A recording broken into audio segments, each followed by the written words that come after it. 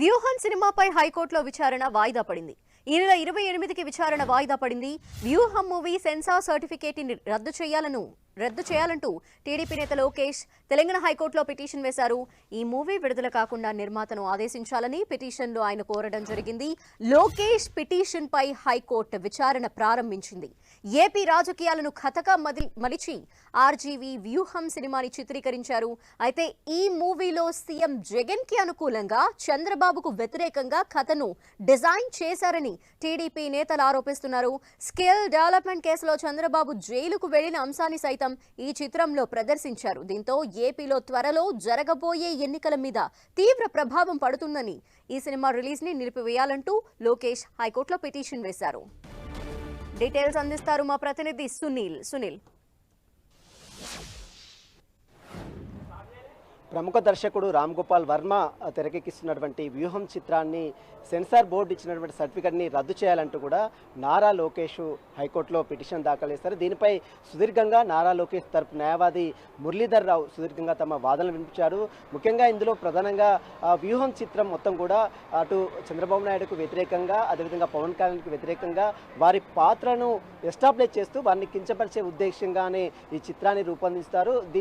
దీనిపై ఇప్పటికే సోషల్ మీడియాలో వచ్చినటువంటి కొన్ని ట్రోల్స్ మొత్తం కూడా కోర్టుకు ఈరోజు మురళీధర్ రావు సమర్పించడం జరిగింది. మరోవైపు జగన్కి, ఆంధ్రప్రదేశ్ ప్రస్తుత ముఖ్యమంత్రిగా ఉన్నటువంటి వైఎస్ జగన్కి అనుకూలంగా ఈ చిత్రాన్ని రూపొందించారు. ఈ చిత్రాన్ని విడుదలైన ప్రీ రిలీజ్ రోజు కూడా చాలామంది మంత్రులు ఇన్వాల్వ్మెంట్ కావడం జరిగింది. మంత్రులు కూడా ఈ చిత్రానికి అటెండ్ అయ్యారు. అంటే మొత్తం కూడా చంద్రబాబు నాయుడుని, అదేవిధంగా పవన్ కళ్యాణ్ని, నారా లోకేష్ని వ్యతిరేకంగా చూపిస్తూ ఈ చిత్రంలో కొన్ని సన్నివేశాలు కూడా రూపొందించారు.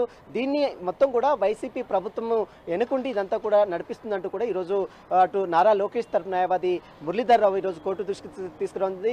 ఫ్రీడమ్ పేరుతో, అంటే పౌరుల హక్కుల పేరుతో ఇలాంటి రకాల సన్నివేశాలను రూపొందించడం సరైనటువంటి పద్ధతి కాదంటూ కూడా ఈరోజు పిటిషనర్ మురళీధర్ రావు కోర్టు దృష్టికి తీసుకురావడం జరిగింది. అయితే మొత్తం మీద సెన్సార్ బోర్డు ఇచ్చిన సర్టిఫికెట్ని వెంటనే రద్దు చేయాలి, ఈ చిత్రంపై స్టే ఇవ్వాలంటూ కూడా నారా లోకేష్ తరపు న్యాయవాది మురళీధర్ రావు కోర్టు దృష్టికి తీసుకురాఉంది. కానీ వాదనలు మొత్తం కూడా విన్న తర్వాతనే దానిపై స్టే ఇవ్వాలా వద్దా అన్న దానిపై కూడా పూర్తి నిర్ణయం తీసుకున్నాం. కానీ ఇప్పుడైతే ఎలాంటి స్టే కూడా తాము ఇవ్వలేమంటూ కూడా ఈరోజు హైకోర్టు ఆ పిటిషనర్కి సూచన జరిగింది. మరోవైపు ప్రొడ్యూసర్ తరపు న్యాయవాది, అంటే అటు ప్రొడ్యూసర్ తరపు న్యాయవాది నిరంజన్ రెడ్డి కూడా తమ వాదనలు కూడా వినిపిస్తాం కాబట్టి ఖచ్చితంగా ఎల్లుండి, అంటే 28వ తారీఖు తమ వాదనలు విన్న తర్వాతనే దీనిపై ఒక నిర్ణయం చెప్పాలంటూ కూడా ఈరోజు నిరంజన్ రెడ్డి తీసుకోవడం జరిగింది. అయితే మొత్తం మీద ఈ నెల 28వ తారీఖున మరొకసారి ఈ పిటిషన్ని వాయిదా వేయడం జరిగింది. హైకోర్టు 28 తర్వాత వాదనలు విన్న తర్వాత మరి కోర్టు ఎలాంటి నిర్ణయం తీసుకుంటుంది అనేది కూడా చూడాల్సింది చెప్పవచ్చు. మొత్తం మీద ఇప్పటికే దీనిపై రెండు తెలుగు రాష్ట్రాల్లో తీవ్ర రాజకీయ దుమారం రేపుతుంది. అటు వ్యూహం చిత్రంలో అనేక మంది